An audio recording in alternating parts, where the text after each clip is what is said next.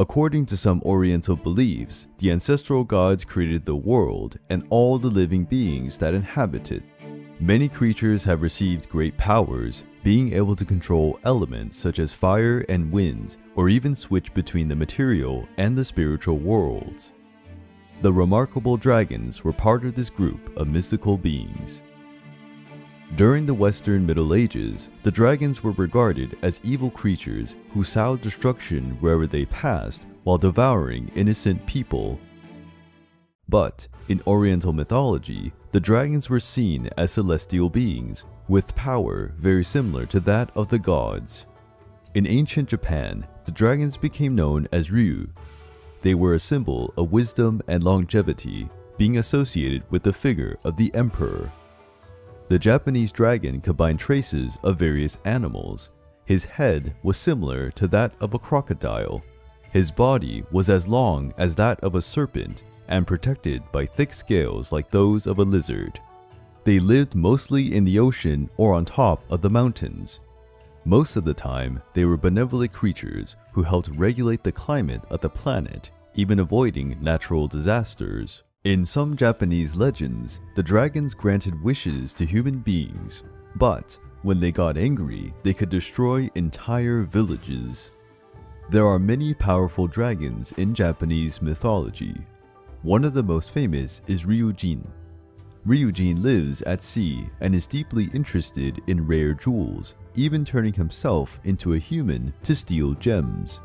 Another dragon that has caused fear in ancient Japan is Yamata no Orochi, the dragon with 8 heads and 8 tails.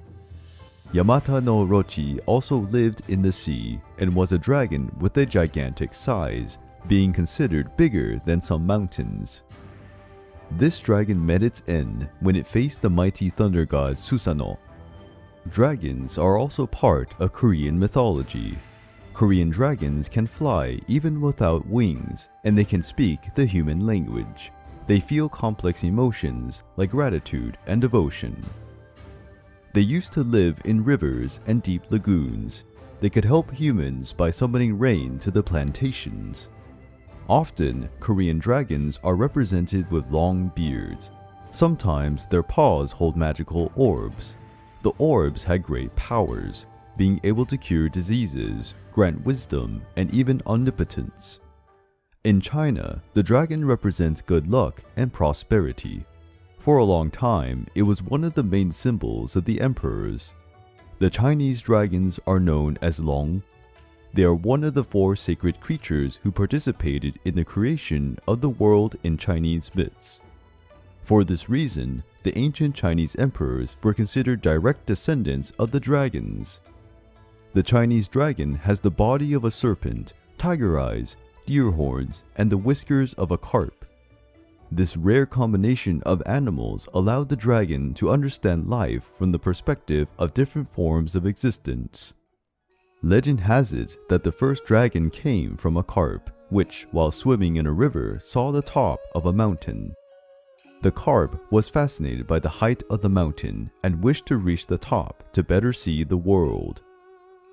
The brave carp swam in the strong currents and waterfalls, and as it progressed, its body grew larger and changed shape.